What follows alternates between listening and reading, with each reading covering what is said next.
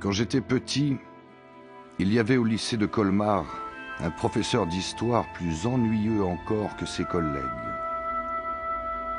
Il avait la manie de nous rabâcher une thèse historique qu'il trouvait infiniment originale et profonde.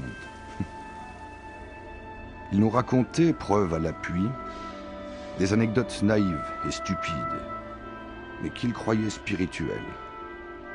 La grandeur d'âme de Frédéric Guillaume Ier, la franchise et la générosité de Frédéric II.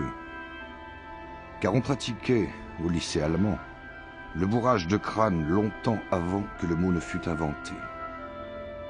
En écoutant ces anecdotes, répétées à satiété, moi je me cachais derrière le dos d'un camarade, je fermais les yeux, et bercé par la litanie si souvent entendue, je me racontais à moi-même une magnifique histoire.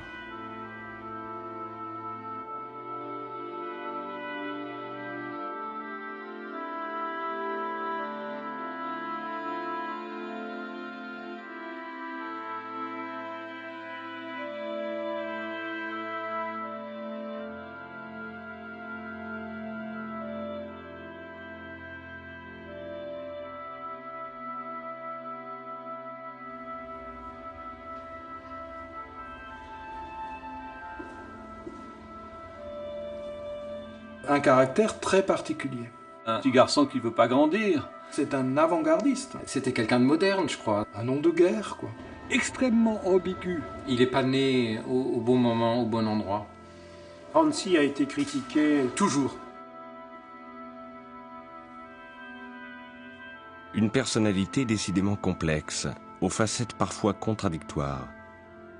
Hansi a dirigé pendant 30 ans le musée Unterlinden de Colmar, qui détient notamment le fameux retable d'Isenheim, peint par Matthias Grünwald. C'est lui qui a fait reconstituer sous sa forme actuelle cette œuvre du XVIe siècle, qui attire chaque année d'innombrables visiteurs. Mais monsieur le conservateur n'imaginait sans doute pas que son Alsace natale serait un jour envahie par des touristes de toute nationalité. Une telle ouverture sur le monde était inimaginable à son époque. Toute sa vie, Hansi restera prisonnier de ses paradoxes. Alsacien, français de cœur, mais allemand de naissance. Artiste à la sensibilité exacerbée, mais aussi polémiste redoutable. Homme solitaire, enfin, malgré son grand succès populaire.